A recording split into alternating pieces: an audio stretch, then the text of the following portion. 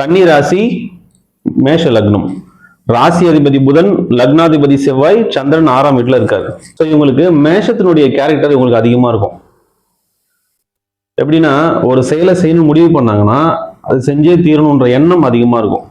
யார் என்ன சொன்னாலும் அந்த அவங்க என்ன நினைச்சாங்களோ அந்த விஷயத்துல இருந்து மாற மாட்டாங்க, காம்ப்ரமைஸ் ஆக மாட்டாங்க. அவங்க சரியா நினைக்கிறாங்களா தப்பா நினைக்கிறாங்கன்றது மேட்டர் இல்லை. பட் அவங்க நினைச்ச விஷயத்த செஞ்சே தீரணும் அப்படின்ற எண்ணம் அதிகமா இருக்கும். அதுவும் எப்படின்னா உடனே செய்யணும். ஒரு விஷயம் செய்யணும் முடிவு பண்ணிட்டாங்கன்னா அதுக்காக டைம் அவங்களால வெயிட் பண்ண முடியாது. சீக்கிரம் செஞ்சு முடிக்கணும் அப்படின்ற எண்ணம் இருக்கும். அவசர அவசரமா செய்யணும்னு நினைப்பாங்க. அவங்களால அந்த டைம் வரைக்கும் வெயிட் பண்ண முடியாது. ஸோ இந்த மாதிரி இருக்கிறதுனால மனசளவில் ஒரு அமைதி இருக்காது. யாரை பார்த்தாலுமே ஒரு போட்டி மனப்பான்மையோட பார்ப்பாங்க. ஒரு பைக் வச்சிருக்காங்கன்னா இதோட நல்ல பைக் வாங்கணும், ஒரு ஃபோன் வச்சிருந்தாங்கன்னா இதோட நல்ல ஃபோன் வாங்கணும். ஸோ கம்பேர் பண்ணிக்கிறது, தன்னுடைய விஷயம் என்ன அவங்களுடைய விஷயம் என்ன ரெண்டையும் ஒன்னா கம்பேர் பண்ணி நம்ம அதுல பெஸ்டா இருக்கோமா அப்படின்ற எண்ணம் அவங்களுக்கு இருக்கும். ஒருவேளை நம்மளோட ஆப்போசிட்ல இருக்கிறவங்க பெஸ்டா இருக்கிறாங்கன்னு அவங்க ஃபீல் பண்ணாங்கன்னா அவங்களுக்கு அந்த விஷயம் உறுத்திக்கிட்டே இருக்கும். அவங்களோட நம்ம பெஸ்டா ஆகணும் அப்படின்ற எண்ணம் இருக்கும். இவங்களுக்கு ஒரு விஷயத்த புரிஞ்சுக்கிற தன்மை அதிகமா இருக்கும். ஆனா எந்த ஒரு விஷயத்தையுமே ஆழமா சிந்திக்காம மேலோட்டமா ஒரு விஷயம் கேட்கும்போது இது இப்படிதான் இருக்கும் அப்படின்னு சொல்லிட்டு ஒரு ஜட்ஜ்மெண்ட்டுக்கு இவங்க வந்துருவாங்க. இது எல்லாமே இந்த லக்னத்துடைய தன்மைகள், அவங்களுடைய கேரக்டர், அவங்களுடைய குணாதிசயம் இப்படி இருக்கும். ஆனா இவங்களுடைய செயல்பாடுன்னு ஒண்ணு இருக்குல்ல, அவங்க என்ன செய்வாங்கன்னு மனசுல 1000 விஷயம் தோணலாம், ஆனா செயல்பாடுன்னு வந்துட்டா ரொம்ப பொறுமையா இருக்கக்கூடியவங்க. இவங்க மனசுல ஒரு விஷயம் தோணும், ஆனா அதை ப்ராக்டிக்கலா செய்ய போகும்பொழுது மனசு அவசரப்படும், சீக்கிரமா செஞ்சிடணும்னு நினைக்கும். ஆனா அவங்க ப்ராக்டிக்கலா செய்ய போகும்போது அந்த மாதிரி அவசரப்பட்டு செய்ய மாட்டாங்க, நிதானமா இருப்பாங்க. இவங்க இவங்களை நல்லவங்களும் சொல்ல முடியாது, கெட்டவங்களும் சொல்ல முடியாது, நடுநிலையா இருக்கக்கூடியவங்க. அதாவது எந்த சூழலுக்கு எப்படி இருக்கணுமோ அப்படி இருக்கக்கூடியவங்க. இவங்களுடைய பேச்சு திறமை ரொம்ப அதிகமா இருக்கும். இவங்களுடைய பேச்சு எதிரில் இருக்கவங்கள ஈஸியா கவர் பண்ணிடும். இவங்களுடைய பேச்சு ரொம்ப வசீகரமா இருக்கும். இவங்க பேசுறதே பாட்டு பாடுற மாதிரி இருக்கும். ரொம்ப இனிமையா பொறுமையா புரியுற மாதிரி, யார்கிட்ட எப்படி சொன்னா அவங்களுக்கு அந்த விஷயம் போய் சேருமோ அப்படி எக்ஸ்பிளைன் பண்ற கெப்பாசிட்டி உங்களுக்கு இருக்கும். எந்த ஒரு விஷயத்தையும் மனசளவுல பாத்தீங்கன்னா ஒரு அமைதி இருக்காது. ஆனா பிராக்டிக்கலா ஆராய்ச்சி பண்ணாம செய்ய மாட்டாங்க. மேஷத்துல நிறைய நல்ல விஷயங்கள் இருக்கு, சில கெட்ட விஷயங்களும் இருக்கு. அதுல இருக்கக்கூடிய நல்ல விஷயமா இருந்தாலும் சரி கெட்ட விஷயமா இருந்தாலும் சரி அதை பிராக்டிக்கலா செய்ய வரும்பொழுது மனசளவில் 1000 எண்ணம் வந்தாலும் பரவாயில்ல, பிராக்டிக்கலா நம்ம இதுதான் பண்ணணும் தெளிவா செயல்படக்கூடிய திறமை உங்ககிட்ட இருக்கும். கடுமையான உழைப்பாளி, நேரங்காலம் பார்க்காம தனக்கு இருக்கிற வேலையை செஞ்சு முடிக்கிற வரைக்கும் அவங்க நிறுத்த மாட்டாங்க. உழைப்பை பத்தி பார்த்து பயப்படவே மாட்டாங்க. சேமிப்பு பழக்கமும் அதிகமா இருக்கும். நிறைய காசு சேர்த்து வைக்கணும்னு நினைப்பாங்க, சேர்த்து வைப்பாங்க. மற்றவங்களை மதிக்கிற தன்மை உங்ககிட்ட நிறையவே இருக்கும். மனிதர்களை மதிக்கக்கூடியது, அவங்களுடைய உணர்வுக்கு முக்கியத்துவம் கொடுக்கிறது, தன்மையா பேசுறது. முக்கியமானதுன்னு சொன்னோம்னா இவங்களை பார்த்தாலே எல்லாருக்கும் பிடிக்கும். இவங்களுடைய பேச்சு எல்லாருக்கும் ரொம்ப பிடிக்கும். ஒரு அழகு, வசீகரம், இவங்களை பார்த்தா ஒரு இளமையாவே இருப்பாங்க. அவங்க பார்க்கறதுக்கே ஒரு இளமையா இருக்கிற மாதிரியே இருக்கும். வயசான மாதிரி அவ்வளவு சீக்கிரம் அவங்களை பார்த்தா தெரியாது.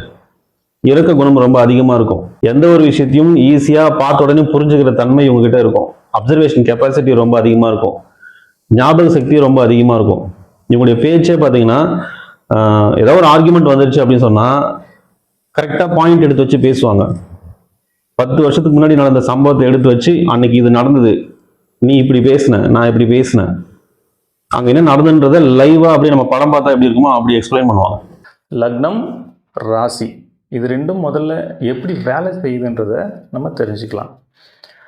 இப்போது ஒரு குழந்தை பிறக்குதுன்னு வச்சுக்கோங்களேன், அந்த நேரத்தில் சூரியனுடைய கதிர்வீச்சு எந்த ராசியின் மேலே விழுந்துச்சோ அது லக்னம். ஸோ அந்த லக்னத்தை வச்சு தான் மற்ற கிரகங்களின் தன்மைகளை நம்ம ஆராய்ச்சி பண்ண முடியும். அதே நேரத்தில் சந்திரன் எந்த ராசியின் மேலே இருக்காரோ அது ஜென்ம ராசி. இப்போ ஜென்ம லக்னத்தை வச்சு அந்த ஜாதகருடைய கேரக்டர் எப்படி இருக்கும், அவருடைய சிந்தனை எப்படி இருக்கும், அவருடைய லைஃப் ஸ்டைல் எப்படி இருக்கும், இந்த ஜென்மம் ஃபுல்லாக அவருடைய பலன்கள் என்ன, எந்தெந்த காலகட்டத்தில் எப்படி இருப்பார் அப்படின்றத ஜென்ம லக்னத்தின் மூலமாக நம்ம சொல்ல முடியும். இந்த ராசி எப்படி வேலை செய்யுது அப்படின்னா, கோள்கள் சுற்றிக்கிட்டே இருக்கு இல்லைங்களா, ஒரு கோளும் ஒரு காலகட்டத்தில் ஒரு இடத்துலேருந்து இன்னொரு இடத்துக்கு பயிற்சி ஆகுது. இப்படி பெயர்ச்சி ஆகிட்டே இருக்கும் பொழுது ஒரு பலன் கிடைக்கும். ஒரே கிரகம் ஒரு வீட்டில் இருக்கும்போது ஒரு பலன் தரும், இன்னொரு வீட்டில் இருக்கும்பொழுது வேற ஒரு பலனை தரும். ஸோ இந்த கிரகங்கள் வந்து பெயர்ச்சி ஆகும்போது கிடைக்கக்கூடிய பலன்களை சந்திரன் எங்கே இருக்காரோ அதை வச்சு நம்ம கால்குலேட் பண்ணுறோம்.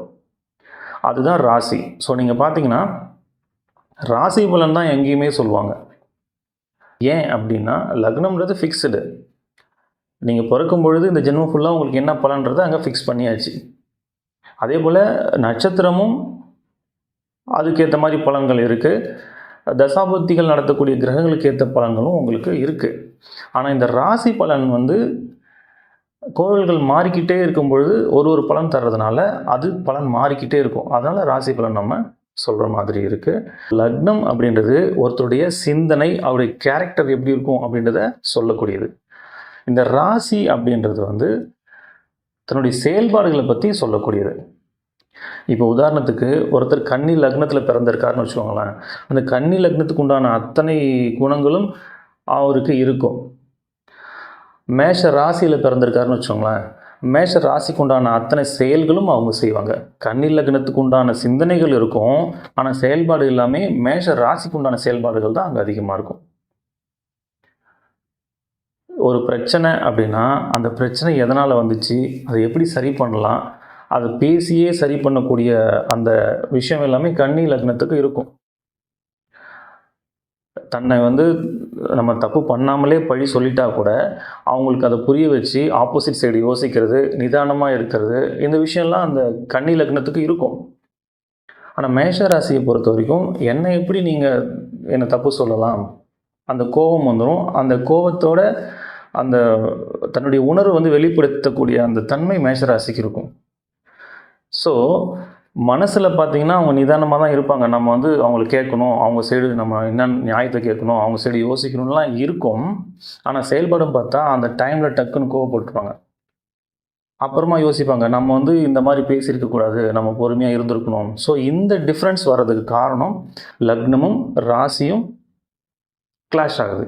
இப்போது ஒருத்தரை நம்ம பார்க்குறோன்னா அவருடைய கேரக்டர் என்ன, அவர் என்ன சிந்திக்கிறார், அவர் மனசில் என்ன நினைக்கிறாரு அப்படின்றத நம்ம ஈஸியாக புரிஞ்சிக்க முடியாது. அவர் என்ன செயல் செய்கிறாரோ இதை வச்சு தான் அவரை நம்ம ஒரு கேரக்டர் நினச்சிக்குவோம். எப்போவுமே நம்ம செய்கிற செயல்களை நம்மளால் புரிஞ்சிக்க முடியாது. நம்முடைய சிந்தனைகளை நம்ம புரிஞ்சுக்குவோம், நம்ம என்ன நினைக்கிறோன்றது நமக்கு தெரியும். ஆனால் நம்ம என்ன செய்கிறோம், நம்முடைய செயல்பாடு எப்படி இருக்குது அப்படின்றத நம்மளால் அவ்வளோ சீக்கிரம் அனலைஸ் பண்ண முடியாது. லக்னத்தின்படி நம்முடைய கேரக்டர் என்ன, ராசியின்படி நம்ம என்ன செயல்பாடுகள் செய்வோம், இது ரெண்டையும் நம்ம தெளிவாக புரிஞ்சுக்கிட்டோம் அப்படின்னா நம்மளை அனலைஸ் பண்ணுறது ஈஸி, லைஃப் ஈஸியாக கொண்டு போக முடியும். இவங்களுக்கு லக்னத்திலேருந்து 6ஆம் வீட்டில் சந்திரன் இருக்காரு. ஸோ சந்திரன் வந்து 6ஆம் வீட்டில் மறைஞ்சிருக்கார், ஸோ கெடுபலனை தருவார் அப்படிலாம் இல்லை. சந்திரன் வந்து நல்ல பலனை கொடுக்கறதுக்கும் கெடுபலனை கொடுக்கறதுக்கும் நிறைய வழிகள், விதிகள் ஜாதகத்தில் இருக்கு. நம்ம வந்து பொதுவாக சொல்றோம், அதில் மேலோட்டமாக சும்மா ஒரு முக்கியமான ஒரு விஷயம் மட்டும் தான் நம்ம சொல்றோம். ஆனால் மற்ற கிரகங்கள் எப்படி இருக்கோ அதை பொறுத்து, சந்திரனுடைய நிலை எப்படி இருக்கோ அதை பொறுத்து பலன்கள் நிறைய மாறும். ஆனால் இங்கே முக்கியமானது நம்ம சொல்லணும்னா சிந்தனை தான். அதிகப்படியான சிந்தனை வந்து இங்கே இருக்கும். எந்த ஒரு செயலுமே யோசிக்காம செய்யவே மாட்டாங்க. 1க்கு 4 முறை யோசிப்பாங்க. ரொம்ப ஈஸியா ஒரு சராசரியா ப்ராக்டிக்கலா செய்யக்கூடிய ஒரு விஷயத்த பல முறை ஆராய்ச்சி பண்ணி செய்வாங்க. இதுல வந்து எல்லா நேரமும் நல்லதும் நடக்காது, எல்லா நேரமும் கெட்டதும் நடக்காது, சூழ்நிலையை பொறுத்தது. ஆனா செயல்பாடு நல்லதோ கெட்டதோ மனசளவில் இது நல்லதில்லை. நிறைய திங்க் பண்ணிக்கிட்டே இருப்பாங்க. எனி டைம் மைண்ட்ல ஏதாவது ஓடிக்கிட்டே இருக்கும், மைண்ட் ரெஸ்டே இருக்காது. ஸோ மனசளவில் ஒரு அமைதியான சூழல் வேணும்னா சிந்தனையை குறைக்கணும். சந்திரன் வளர்பிரியா இருந்தா நல்ல பலனும், தேய்பிரியா இருந்தா கெடுபலனும் தருவார்னு சொல்லியிருக்காங்க. ஸோ உங்க ஜாதகத்துல சந்திரன் எந்த நிலையில இருக்காருன்னு பார்க்கணும்னா, சந்திரன்ல இருந்து 7ஆம் வீடு மீனம், இங்க சூரியன் இருந்தாருன்னா இது பௌர்ணமி சந்திரன். ஒருவேளை இங்க மேஷத்திலிருந்து இங்க சிம்மம் வரைக்கும் இங்க எங்கேயாவது சூரியன் இருந்தாருன்னா அது வளர்பிறை சந்திரன். சந்திரன் கூடவே சூரியன் இருந்தாருன்னா அது அமாவாசை. இங்க துலாம்ல இருந்து கும்பம் வரைக்கும் இங்க எங்கேயாவது சூரியன் இருந்தாருன்னா அது தேய்பிறை சந்திரன். சரிங்க சார், எனக்கு தேய்பிரியா இருக்கு, அதனால ஏதாவது பிரச்சனை வருமா அப்படிலாம் நீங்க கவலைப்பட தேவையில்லை. தேய்பிரை சந்திரனை பார்த்து நீங்கள் பயப்படலாம் வேண்டாம். இப்போ ஒரு ஜாதகத்தில் லக்னாதிபதி எப்படி இருக்காரு, நட்சத்திர அதிபதி எப்படி இருக்காரு, குரு எப்படி இருக்காரு, உங்களுக்கு தசாபதிகள் நடத்தக்கூடிய கிரகங்கள் எப்படி இருக்கு, ஸோ இதெல்லாம் பார்த்து இப்போ எந்தெந்த கிரகங்கள் சேர்க்கை இருக்குது, அது மூலமாக என்ன பலன் வருது, இப்படிலாம் நிறைய நம்ம ஆராய்ச்சி பண்ணும்பொழுது உங்களுக்கு பலன்கள் மாறும். பொதுவாக வந்து சந்திரன் தேய்பிரையில் இருந்தால் சில சங்கடமான நிகழ்வுகள் நடக்கும்ன்றது அது பொது விதி, அவ்வளோதான். அது எல்லாருக்கும் நடந்தே தீரணும்னு கட்டாயம்லாம் இல்லை. அதுக்காக அது ஒரு பெரிய விஷயமா நினச்சி நீங்கள் கவலைப்பட தேவையில்லை. நீங்கள் ஒரு ஜாதகம் பார்க்க போகிறீங்கன்னா அதில் நல்ல பலனும் சொல்லுவாங்க, கெட்ட பலனும் சொல்லுவாங்க. எவ்வளோ பெரிய நல்ல ஜாதகமாக இருந்தாலும் அதில் கெட்ட பலனும் ஒன்று இருக்கும். எவ்வளோ கெட்ட ஜாதகமாக இருந்தாலும் அதில் நல்ல பலன்களும் இருக்கும். நல்ல பலன்களை சொல்லும்பொழுது எப்போவுமே நமக்கு மோட்டிவேஷனாக தான் இருக்கும். அதே கெடுபலன் சொல்லிட்டாங்கன்னா அதை ஹேண்டில் பண்ண முடியாமல் ப்ரெஷரில் மாட்டிக்கிட்டு அதை செய்யணும்னு நினச்ச விஷயத்த செய்ய முடியாமல் அவங்க லைஃப் ஸ்டைலே மாறி போய் சைக்காலஜிக்கலாக ஒரு பெரிய ப்ராப்ளத்தில் மாட்டிக்கிறாங்க. ஸோ இந்த நேரத்தில் நம்ம எப்படி ஹேண்டில் பண்ணணும், நமக்கு ஒரு கெடுபலன்னு சொல்லிட்டாங்கன்னா அதை நம்ம எப்படி ஹேண்டில் பண்ணணும், அதை முதல்ல நம்ம கற்றுக்கணும். இப்போது நீங்கள் ஒரு ஜாதகம் பார்க்க போகிறீங்க, ஒரு வீடு கட்டவோ இல்லை ஒரு கல்யாணத்துக்காகவோ இல்லை ஒரு பிஸ்னஸ் ஸ்டார்ட் பண்ணுறதுக்காகவோ இல்லை ஏதோ ஒரு முக்கிய முடிவு எடுக்கிறதுக்காக நீங்கள் ஜாதகம் பார்க்க போகிறீங்க. அவங்க வந்து உங்களுக்கு 2 வருஷம் நேரம் சரியில்லைன்னு சொல்லிட்டாங்கன்னு வச்சுக்கோங்களேன். இப்போ இந்த நேரத்தில் சில பேர் என்ன பண்ணுவாங்கன்னா, இந்த 2 வருஷம் நமக்கு நேரம் சரியில்லை, அந்த 2 வருஷம் நம்ம எதையுமே பண்ணக்கூடாதுன்னு ஒதுக்கி வச்சுருவாங்க. இன்னும் சில பேர் என்ன பண்ணுவாங்கன்னா, நேரம் சரியில்லை ஆனால் நம்ம செய்கிற விஷயத்த செய்யாமல் இருக்க முடியாது, நம்ம செஞ்சு தான் ஆகணும் அப்படின்னு சொல்லி பயந்துக்கிட்டே செஞ்சுருவாங்க. இன்னும் சில பேர் என்ன பண்ணுவாங்கன்னா, நேரம் சரியில்லைன்னா என்ன, நான் செய்கிறத செய்வேன் அப்படின்னு செய்வாங்க. ஸோ இந்த மாதிரியான மனநிலைகள் எல்லாமே ஒரு தவறான ஒரு முடிவை தான் ஏற்படுத்தும். இதை எப்படி ஹேண்டில் பண்ணணும் அப்படின்னா, இப்போது 2 வருஷம் நம்ம நேரம் சரியில்லைன்றதுனால எதையுமே செய்யாமல் 2 வருஷம் கழித்து நமக்கு நேரம் நல்லா இருக்கும் பொழுது நம்ம ஒரு செயலை செய்ய போகிறோம், ஒரு பிஸ்னஸ் ஸ்டார்ட் பண்ணுறோம் அப்படின்னா அங்கே 1000 ரூபாய்க்கு உழைச்சிங்கன்னா அந்த 1000 ரூபாய் உங்களுக்கு கிடைக்கும். ஆனால் அந்த 2 வருஷம் சும்மா இல்லாமல் நீங்கள் உங்களுடைய உழைப்பு அதில் போடுறீங்க, 2 வருஷம் கழித்து உங்களுக்கு டைம் மாறுது அப்படின்னா இந்த உழைப்பு நீங்கள் இதில் போடுறீங்க இல்லையா, அந்த உழைப்பு போடும் பொழுது 1000 ரூபாய்க்கு உழைப்பு போடுறீங்க, 10 ரூபாய் தான் கிடைக்கிது. அப்போ அந்த நேரம் மாறுற வரைக்கும் அதை நீங்கள் ரன் பண்ணி கொண்டு வரணும்ல. இப்போ 10 ரூபாய் தான் கிடைக்குதுன்னா உங்களால் அந்த பிஸ்னஸே ரன் பண்ண முடியாமல் அதை நம்ம ஷட் டவுன் பண்ணிட்டு போகிற மாதிரியான சூழல் உருவாகிடும்ல. அப்போ இது மாதிரி நம்ம செய்ய முடியாது. அப்போ என்ன செய்யணும்னா, இந்த 2 வருஷம் சும்மா இருக்க முடியாது, அதுக்கு நம்ம ஒரு பிஸ்னஸ் ஸ்டார்ட் பண்ண போகிறோன்னா அதில் பெருசாக பாதிப்பு ஏற்படாத மாதிரி நம்ம பரிகாரங்கள் பண்ணிக்கலாம். இப்போ பரிகாரம் பண்ணுறதுனால சுத்தமாக நமக்கு அது நஷ்டமே ஆகாதான்னா கண்டிப்பாக நஷ்டங்கள் இருக்கும். கெட்ட நேரத்தில் நமக்கு ஒரு கெட்டது நடக்கணும்னா அதை தவிர்க்கவே முடியாது. ஆனால் 1000 ரூபாய்க்கு நீங்கள் உழைக்கிறீங்க, 10 ரூபாய் தான் உங்களுக்கு கிடைக்குன்ற இடத்துல பரிகாரம் பண்ணிவிட்டு நீங்கள் அந்த விஷயத்தை செய்யும் பொழுது ஒரு 100 ரூபாய் கிடைக்கும். ஸோ அந்த நல்ல நேரம் வர்ற வரைக்கும் உங்களால் அதை ரன் பண்ணி கொண்டு போக முடியும். ஆனால் அதுக்கப்புறம் நீங்கள் உழைச்ச உழைப்பு இருக்கு இல்லையா, இங்கே நீங்கள் என்னென்ன உழைப்பெல்லாம் உங்களுக்கு வீணாக போச்சோ, எவ்வளோ நஷ்டமாச்சோ அதை விட பல மடங்கு இங்கே திரும்ப கிடைக்கும். இப்போ நிறைய பேர் வந்து நேரம் சரியில்லைன்ற ஒரு காரணத்தினால எதையுமே செய்யாமல் விட்டுறாங்க. ஸோ அந்த மாதிரி இருக்கக்கூடாதுன்றதுக்காக நான் சொல்கிறேன், நீங்கள் கட்டாயம் செய்யுங்க. அந்த உழைப்பு வந்து அந்த நேரத்தில் பலன் தரலனாலும் உங்களுக்கு நேரம் மாறும் பொழுது பல மடங்கு திரும்ப கிடைக்கும். நல்ல நேரம் வந்துச்சுன்னா 1000 ரூபாய்க்கு நீங்கள் உழைச்சிங்கன்னா 10,000 கிடைக்கலாம், 1 லட்சமும் கிடைக்கலாம்.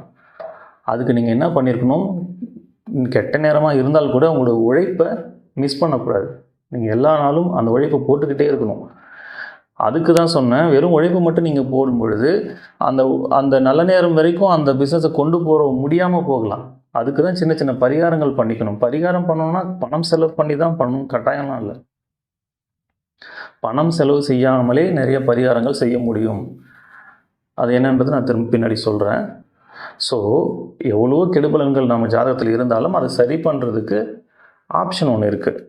அதனால் நீங்கள் சந்திரன் வந்து தேய்பிரையாக இருக்கிறதுனால நமக்கு ஏதோ பெரிய பிரச்சனையாக இருக்குமோ அப்படின்னு பயப்பட வேணாம்.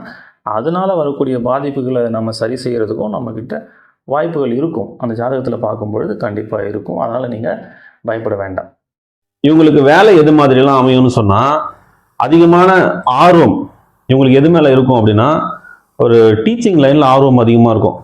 இன்னும் சில பேருக்கு police, military, security guard, doctor, nurse இந்த மாதிரியான வேலைகள் மேலே ஆர்வம் அதிகமாக இருக்கும். நிலம் சார்ந்த வேலைகளில் ஆர்வம் அதிகமாக இருக்கும். ரியல் எஸ்டேட் பண்ணுறது, நில ஆராய்ச்சி பண்ணுறது, இது மாதிரியான வேலைகளில் ஆர்வம் அதிகமாக இருக்கும். பெரும்பாலும் இவங்களுக்கு கிடைக்கக்கூடிய வேலைகள்னு பார்த்தோம்னா கலைத்துறையில் கிடைக்கிறதுக்கான வாய்ப்புகள் அதிகம். கதை, கவிதை, பாட்டு, ஒரு டிராயிங் பண்ணுறது, கைவினைப் பொருட்கள் செய்கிறது, இசைக்கருவிகள் வாசிக்கிறது, பேச்சு சம்பந்தப்பட்ட வேலை, மேடை பேச்சாளராக இருக்கிறது, பட்டிமன்றத்தில் பேசுறது, ரேடியோவில் பேசுறது, மீடியா, சினிமா, பாட்டு, நடனம், இது மாதிரியான வேலைகள்ல ஆர்வம் அதிகமாக இருக்கும். சைக்காலஜி, அஸ்ட்ராலஜி, ஆராய்ச்சி சம்பந்தப்பட்ட வேலைகள் எதுவோ அது எல்லாமே உங்களுக்கு செய்யறதுக்கு ரொம்ப பிடிக்கும். அமையறதுக்கான வாய்ப்புகளும் அதிகமாக இருக்கும்.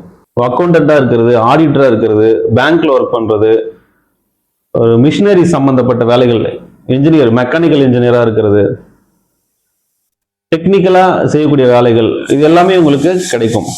திருமண வாழ்க்கையை பொறுத்த வரைக்கும் இவங்களுடைய கணவனோ மனைவியோ அவங்க மேலே ரொம்ப பாசமாக இருப்பாங்க, ரொம்ப அன்பாக இருப்பாங்க, ரொம்ப அட்டாச்சாக இருக்கணும்னு நினைப்பாங்க, ரொம்ப பொசசிவாக இருப்பாங்க, ரொமான்டிக்காக இருக்கணும்னு நினைப்பாங்க. பட் ப்ராக்டிக்கலாக அந்த சூழ்நிலைக்கு எது சரியோ அதை ஏற்றுக்கிட்டு போகிற அந்த மன பக்குவம் அவங்க கிட்ட இருக்கும். இப்போ உதாரணத்துக்கு அவங்க கணவனோ மனைவியோ ஒரு வாரம் 10 நாள் அவங்க வெளியூர் போகிறாங்க, இவங்க கூட இருக்க முடியாது, அந்த மாதிரி ஒரு சூழல் வருதுன்னா மனசளவில் அவங்களால ஏற்றுக்க முடியாது. ஆனால் அவங்களுடைய செயல்பாடுகள் வரும்பொழுது ஓகே இதுதான் யதார்த்தம், நம்ம ஏற்றுக்கிட்டு தான் ஆகணும். மனசில் அவங்களுக்கு அது 1000 கஷ்டங்கள் இருந்தாலும் சரி, எத்தனை சங்கடங்கள் இருந்தாலும் சரி, அது ஒரு பக்கம் இருக்கட்டும், அதை அட்ஜஸ்ட் பண்ணிக்கணும் அப்படின்ற மனநிலையில் வந்துடுவாங்க அவங்க. ஸோ இவங்களுக்கு சிந்தனை அதிகம், ஆல்ரெடி நம்ம சொல்லியிருக்கோம். அப்போது இந்த மாதிரியான டிஸ்டர்பன்ஸ் இருக்குல்ல, எப்படின்னா மனசில் ஒரு சங்கடம் இருக்கும், ப்ராக்டிக்கலாக அது சங்கடப்பட்டாலும் செஞ்சு தான் ஆகணுன்ற சூழல் இருக்கும். இங்கே அவங்க எடுக்கிற முடிவு தான் அறிவுபூர்வமாக இருக்கும், யதார்த்தமாக இருக்கும், ஏற்றுக்கிற மாதிரி இருக்கும். இதுதான் அவங்களுடைய திறமை. ஸோ திருமண வாழ்க்கையில் எவ்வளோ பிரச்சனைகள் வந்தாலும் அதை பேலன்ஸ் பண்ணி கொண்டு போகிற கெப்பாசிட்டி உங்ககிட்ட இருக்கும். இப்போ நம்ம சொன்னது எல்லாமே பொதுவான பலன்கள் தான். மற்ற கிரகங்களின் அடிப்படையில் இந்த பலன் மாறக்கூடிய வாய்ப்புகள் அதிகம். உங்களுக்கு நிறைய பிரச்சனைகள் வராமல் பார்த்துக்கணும்னா நம்ம சொல்லக்கூடிய எளிய முறை பரிகாரங்களை நீங்கள் வீட்டிலே செஞ்சுக்கோங்க, நிச்சயமாக பிரச்சனைகள் குறையும். பரிகாரம் ஏன் சார் பண்ணணும்? பரிகாரம் பண்ணால் பிரச்சனை தீர்ந்துருமா? நிச்சயமாக தீராது. இப்போது நம்ம ஜாதகத்தில் இருக்கக்கூடிய நல்ல பலன்களை நம்ம அனுபவித்து தான் தீரணும். அதே போல் கெடு பலன்களையும் கட்டாயம் அனுபவிக்கணும். அதுக்கு தான் பிறந்திருக்கோம். அப்புறம் இதுக்கு பரிகாரம் பண்ணணும். பரிகாரம் பண்ணால் அந்த பிரச்சனையினால் ஏற்படக்கூடிய விளைவுகளை குறைக்க முடியும், அந்த பிரச்சனையை ஃபேஸ் பண்ண முடியும், அந்த பிரச்சனையை கடந்து போகிறதுக்கான வழிகள் நமக்கு கிடைக்கும். எப்போவுமே நம்ம பிரச்சனையை பார்த்து பயப்பட மாட்டோம், அந்த பிரச்சனையினால் ஏற்படக்கூடிய விளைவுகளை நினச்சி தான் நம்ம பயப்படுவோம். அந்த விளைவுகள் தான் நமக்கு சிரமத்தை கொடுக்கும். இப்போ உதாரணத்துக்கு, இப்போ இந்த உதாரணம் நான் நிறைய இடத்துல சொல்லியிருக்கேன், இருந்தாலும் எளிமையாக இருக்கிறதுனால நான் திரும்பவும் இதையே சொல்கிறேன். இப்போ நம்ம கீழே விழுந்துட்டோம் அப்படின்னா, கீழே விழுறோம் அப்படின்றது ஒரு பிரச்சனை தான். கீழே விழுந்தால் நமக்கு அடிபடாது, வலிக்காதுன்னா கீழே விழுறதை நினச்சி நம்ம ஏன் பயப்பட போகிறோம்? இப்போ கீழே விழுறது ஒரு நிகழ்வு, ஒரு பிரச்சனைன்னு வச்சுக்கலாம். ஆனால் அதனுடைய விளைவு எப்படி இருக்கலாம்? ஒன்றுமே நடக்காமல் நம்ம எழுந்துடலாம், இல்லை கை காலில் முறிவு ஏற்படலாம், இல்லை 6 மாதம் படுத்து படுக்கையாக இருக்கலாம், இல்லை உயிர் போகிற அளவு கூட பாதிப்பு ஏற்படலாம். அப்போது கீழே விழுறது ஒரு பிரச்சனை, ஆனால் அதோடைய விளைவுகள் மாறிக்கிட்டே இருக்கு இல்லையா? இப்போ நம்ம பரிகாரம் பண்ணுறதுனால என்ன நடக்கும்னா, அந்த கீழே விழுற பிரச்சனையை நம்ம தவிர்க்க முடியாது, ஆனால் அதனால் ஏற்படக்கூடிய பாதிப்பை நம்ம குறைக்க முடியும். நம்ம ஜாதகத்தில் பிரச்சனைகளை ஏற்படுத்தக்கூடிய கிரகங்களை சாந்தப்படுத்தவும் அதனுடைய வீரியத்தை குறைக்கவும் நம்ம செய்யக்கூடிய செயல்கள் அனைத்துமே பரிகாரம் தான். சரி, இந்த பரிகாரம் பணம் செலவு பண்ணி தான் பண்ணணுமா? பரிகாரம் பல வழிகளை நம்ம செய்ய முடியும். பணம் செலவு பண்ணி செய்கிறது எவ்வளோ வழிகள் இருக்குது. பணம் செலவு பண்ணாமல் நான் செய்யக்கூடிய நமக்கு வழிகள் நிறையா இருக்குது. என்னால் பெருசாக பொருள் செலவு பண்ண முடியாது, ஆனால் பரிகாரம் பண்ணணும்னு நினைக்கிறவங்களுக்கு நான் சொல்லக்கூடிய விஷயங்கள்லாம் நீங்கள் தாராளமாக ஃபாலோ பண்ணலாம். இது எந்த ராசிக்கும் எந்த நட்சத்திரத்துக்கும் பர்டிகுலராக நம்ம சொல்லலை. பொதுவாக யார் வேணாலும் செய்யக்கூடிய எளிமையான பரிகாரங்கள். முதல்ல சூரியனுக்கு சமர்ப்பணம் செய்யணும். தினமும் காலையில் குளிச்சுட்டு மொட்டை மாடியில் போய் நின்று, இல்லை வீட்டுக்கு வெளியில் போய் நின்று சூரியனை பார்த்து கையில் தண்ணி அள்ளி இப்படி கீழே கொட்டுங்க. சூரியனை பார்த்து இப்படி கீழே கொட்டுங்க. சமர்ப்பணம் சொல்லி செய்யுங்க. ஒவ்வொரு பௌர்ணமி அன்னைக்கும் திருவண்ணாமலைக்கு கிரிவலம் போயிட்டு வாங்க. பௌர்ணமி அன்னைக்கு போகிறதுக்கு எனக்கு வாய்ப்பு இல்லை சார் அப்படின்னா, வளர்பிறை டைமில் ஏதோ ஒரு நாள் நீங்கள் போயிட்டு வரலாம். இல்லை அப்போவும் என்னால் முடியாது, எனக்கு எப்போ டைம் கிடைக்குன்னே தெரியல அப்படின்னா, அட்லீஸ்ட் திருவண்ணாமலைக்கு போயிட்டு வாங்க.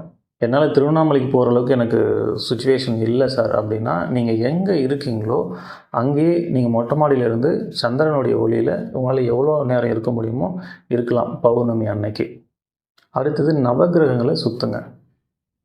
இந்த நவகிரகங்கள் சனிக்கிழமையில் சுற்றுறது சிறப்பு. ஏன் சனிக்கிழமையில் சுற்றணும் அப்படின்னா, ஒவ்வொரு நாளும் சூரியன் உதிக்கிற நேரத்தில் எந்த கிரகங்களுடைய கதிர்வீச்சு பூமி மேலே படுதோ அந்த கிரகத்தினுடைய ஆதிக்கம் அந்த நாளில் இருக்கும். அப்படி தான் நம்முடைய வாரங்கள் இருக்கும். தமிழ் வாரங்கள் 7 நாள் வருது இல்லைங்களா? 7 நாளுமே ஒரு கிரகத்தின் ஆதிக்கம் அங்கே அதிகமாக இருக்கும். அதுபோல் சனி பகவானுடைய ஆதிக்கம் சனிக்கிழமைகளில் அதிகமாக இருக்கும். சனி கிரகத்திலேருந்து வரக்கூடிய கதிர்வீச்சுகள் மூலமாக நமக்கு பலன்கள் கிடைக்கும். பூமியிலேருந்து சனி கிரகம் ரொம்ப தொலைவில் இருக்கிறதுனால இடைப்பட்ட தூரத்தில் இருக்கக்கூடிய கிரகங்கள் அதனுடைய கதிர்வீச்சையும் அதனுடைய பலன்களையும் நம்ம பெறக்கூடிய வாய்ப்புகள் சனிக்கிழமைகளில் அதிகமாக இருக்கும். அதனால் சனிக்கிழமைகளில் நம்ம நவகிரகங்களை சுற்றி வரணும். நவகிரகங்களை சுற்றும் பொழுது ஒரு கிரகத்தின் பேரை சொல்லி போற்றி சொல்லி சுற்றிட்டு வாங்க. சூரிய பகவானை போற்றி, சந்திர பகவானை போற்றி, செவ்வாய் பகவானை போற்றி, புத பகவானை போற்றி, குரு பகவானை போற்றி, சுக்கிர பகவானை போற்றி, சனி பகவானை போற்றி 7 சுற்று கிளாக் வைஸ் சுற்றணும். எதிர் திசையில் 2 சுற்று சுற்றணும். ராகு பகவானை போற்றி, கேது பகவானை போற்றி சனிக்கிழமைகளில் நவகிரகங்களை சுற்றிட்டு வாங்க. வயசானவங்களை நீங்கள் ரோட்டில் ஆதரவு இல்லாமல் இருக்கிற வயசானவங்களை பார்த்தீங்கன்னா அவங்களுக்கு சாப்பாடு வாங்கி கொடுங்க. அவங்கள பார்க்கணுன்றதுக்காகவே நீங்கள் சாப்பாடு வாங்கிட்டு போய் கொடுத்தீங்கன்னா இன்னும் சிறப்பு. அவங்களுக்கு செஞ்சால் நமக்கு புண்ணியம் நினச்சி தயவு செஞ்சு செய்யாதீங்க. அவங்களுக்கு பசிக்கும், அவங்க பசி ஆற்றணும் அப்படின்ற எண்ணத்தில் நீங்கள் அந்த சாப்பாடை வாங்கி கொடுங்க. மாற்றுத்திறனாளிகள் இருந்தாங்கன்னா அவங்களுக்கு உடல் உழைப்பை கொடுங்க. பணம் செலவு பண்ணுறதை விட நம் உடல் உழைப்பு அதிகமாக கொடுக்கறது தான் பலன்கள் அதிகமாக இருக்கும். இது எல்லாமே ரொம்ப எளிமையாக நீங்கள் செய்யக்கூடிய ஒரு பரிகாரங்கள் தான். இதை நீங்கள் செய்கிறதுனால எளிமையான பரிகாரம் தான், ஆனால் பலன் ரொம்ப பெருசு. நீங்கள் செஞ்சு பாருங்கள், உங்களுக்கு நிறைய பலன்கள் கிடைக்கும். இல்லை சார் எனக்கு இது பண்ணுறதுக்கான வாய்ப்புகளே எனக்கு இல்லை அப்படின்னு இருந்தீங்கன்னா, நீங்கள் எந்த நட்சத்திரம் எந்த ராசியாக இருந்தாலும் எதை பற்றியும் கவலைப்படாதீங்க. முருகனை கெட்டியாக பிடிச்சிக்கோங்க. மனசார முருகனை வேண்டி குருவாய் வருவாய் அருள்வாய் குகனே இதையே திரும்ப திரும்ப சொல்லுங்கள். இதை விட பெரிய பரிகாரம் எதுவும் இல்லை. அதாவது நிறைய வழிகள் இருக்குது. எதுவுமே பண்ண முடியாமல் இருக்கிறவங்களுக்கு இதுதான் பரிகாரம். சரிங்களா? இதையெல்லாம் நீங்கள் ஃபாலோ பண்ணுங்கள். நிச்சயமாக உங்கள் வாழ்க்கையில் பெரிய மாற்றம் நிகழும்.